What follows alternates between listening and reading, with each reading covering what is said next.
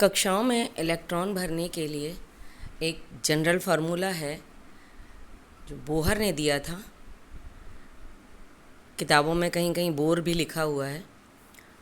वो फार्मूला है 2n²। यहाँ पे n बताता है कक्षों की संख्या और हम विभिन्न कक्षाओं में इलेक्ट्रॉनों की संख्या इस आधार पर निकाल सकते हैं। जैसे n का मान अगर 1 है, यहाँ पे जो टेबल दी हुई है लेफ़्ट साइड में उसको अपन ध्यान से देखते हैं तो यहाँ n अगर 1 है तो इसमें कितने इलेक्ट्रॉन आएंगे, तो n का मान 1 रख के यहाँ पे 2 × 1 का स्क्वायर = 2 आ जाएगा। तो यहाँ देखिए 2 इलेक्ट्रॉन्स आ गए। दूसरे कक्षा की बात करें तो दूसरे कक्षा में यहाँ पे एग्जांपल दिया हुआ है already. The maximum number of electrons are 2 × 2 square = 2 × 4 = 8। तो इसी प्रकार हम अधिकतम कितने इलेक्ट्रॉन हो सकते हैं हर कक्षा में ये निकाल सकते हैं।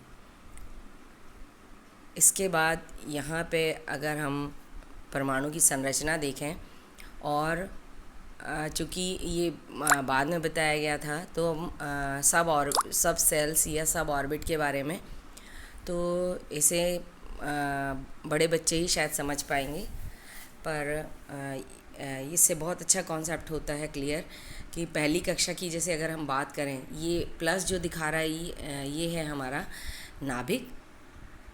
ये फर्स्ट n = 1 यानी फर्स्ट सेल की बात हो रही है, जिसे हम k शेल भी कहते हैं। तो इसमें सिर्फ s ऑर्बिटल में भरेंगे इलेक्ट्रॉन। n = 2 मतलब दूसरे कक्षा की बात हो रही है। यहाँ जहाँ जो हमने कैलकुलेट किया था अधिकतम 8 इलेक्ट्रॉन्स हो सकते हैं, तो यहाँ पे 2 सब शेल होंगे s और p, और इस शेल या कक्षा को हम बोलते हैं l।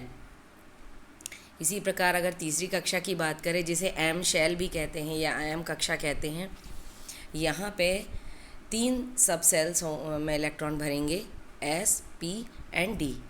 इसी प्रकार फोर्थ शेल की बात करें, जिसे हम n शेल भी कहते हैं, वहाँ इलेक्ट्रॉन्स भरेंगे s, p, d, f सब सेल्स में। तो इस प्रकार हम इलेक्ट्रॉन्स को भरने का एक जनरल तरीका सीख सकते हैं। धन्यवाद।